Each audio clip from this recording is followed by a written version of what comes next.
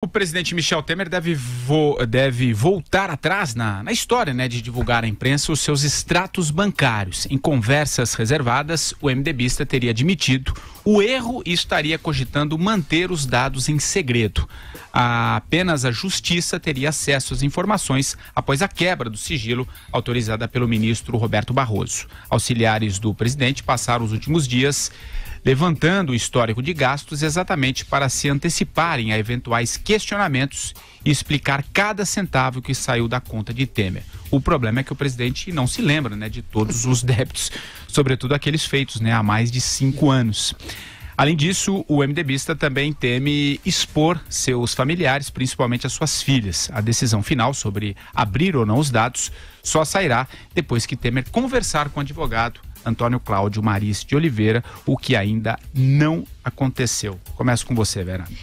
O erro foi dizer, matar no peito, dizer que iria divulgar tudo, porque isso contraria a tese principiológica que o presidente tinha desde o início, de que era uma violência quebrar o seu sigilo. Se você considera isso, você não sai por aí alardeando, beleza, eu mato no peito, eu vou abrir para todo mundo. Você diz, isto é uma violência, isto é inconstitucional, você mantém uma coerência jurídica, principiológica com aquilo que você prega. Agora, ao recuar, o presidente dá margem a que se pense, e aí ele que está dando a margem, então, portanto, com alguma razão, que há o que esconder. Porque se antes ele diz, eu não tenho nada aí para esconder, eu vou mostrar, e não o faz, ele dá toda a margem para que se pense que ele tinha algo a esconder. A mesma coisa, alardear primeiro que vai às últimas consequências, inclusive pedir o impeachment do Luiz Roberto Barroso, como o ministro Carlos Marum, o fanfarrão de sempre, fez, e depois recolher os flaps. Porque percebeu que poderia causar uma reação corporativista do Supremo, e causaria mesmo. Poucas categorias são mais corporativistas, mais ciosas da sua independência que a dos juízes, dos magistrados. Se ele se lança num pedido de impeachment contra o Barroso, ele ia causar a mesma reação que o Janot causou quando pediu o impeachment do Gilmar Mendes. É uma união imediata dos 11, algo raro de acontecer em qualquer assunto, mas isso é um assunto capaz de uni-los, unir até Barroso e Gilmar Mendes.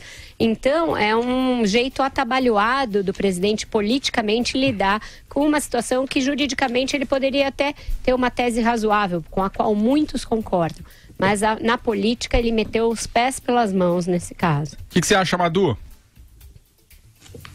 Pois é, ontem mesmo no programa eu comentei, que havia uma desconfiança in limine do presidente Temer, baseado em 2 fatos. O fato lá do Rodrigo Rocha Loures, da mala, com os 500 mil reais, 400 e tantos, sei lá, porque tinha o dinheiro do troco.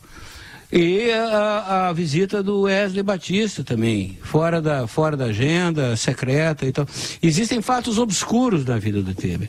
Então, eu acho que ele deu um passo em falso aí, ao bater as asas, igual o galo, e querer cantar de galo, e de repente se deu conta, que ele não pode bancar essa posição, Eu acho que realmente o Temer é um tipo do político que tem muito a esconder.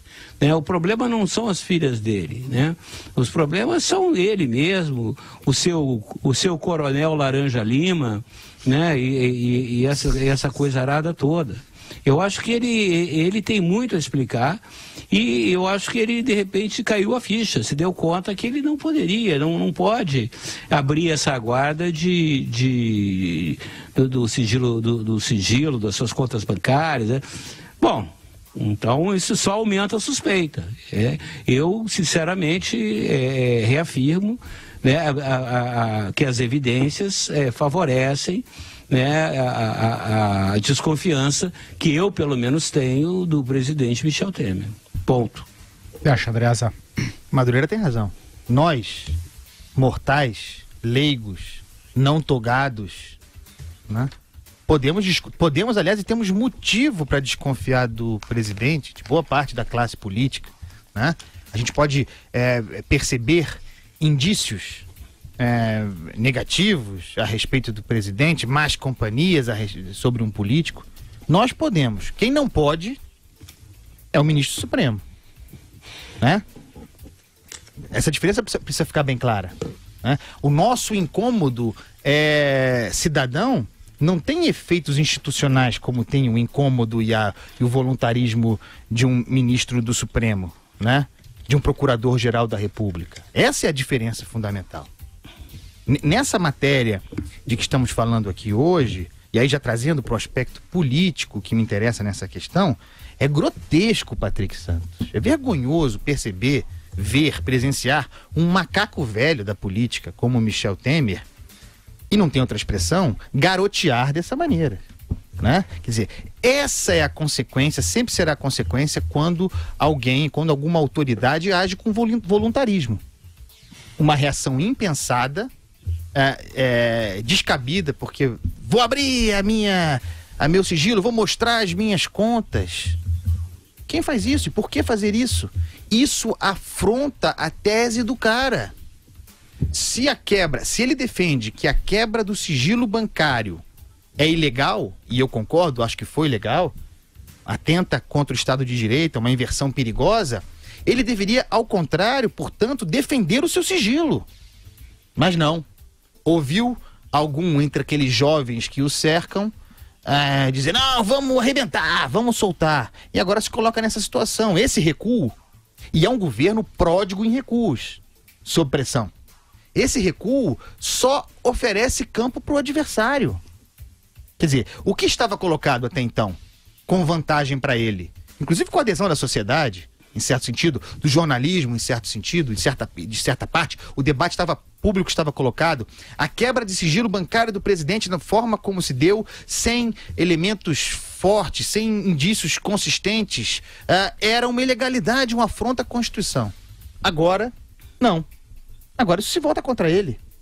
Agora não. Eu acho que tinha motivo mesmo para quebrar, hein? Eu acho que o Barroso estava certo. Para que isso? Que tipo de cálculo político uma raposa velha dessa faz? Não dá. Garoteou, presidente.